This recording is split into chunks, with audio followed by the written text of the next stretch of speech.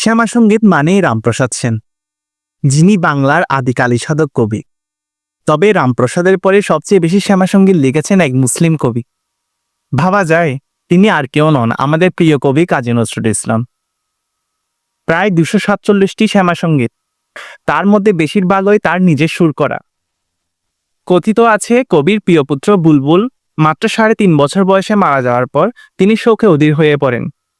সেই সময় তিনি গৃহযোগী বরদাচরণের কাছে যান পুত্রকে আরেকটিবার দেখার মানসিকতা নিয়ে।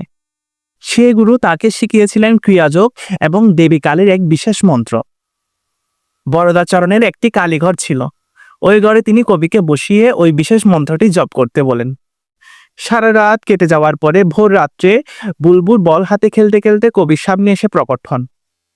আবেগ তাড়িত হয়ে কবি যে সে বালককে ধরতে যাবেন, অমনি পাশের ঘর থেকে গুরু বরদাচরণ বলে ওঠেন, কাজী ওটা কায়া নয় ছায়া, রূপ নয় প্রতিরূপ, সত্য নয় মায়া।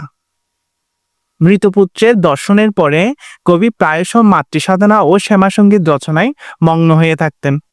কবির শ্যামাসঙ্গীতগুলো শুনলে বোঝা যায় যে তিনি সাধনায় কতটা আত্মনিমগ্ন হয়েছিলেন।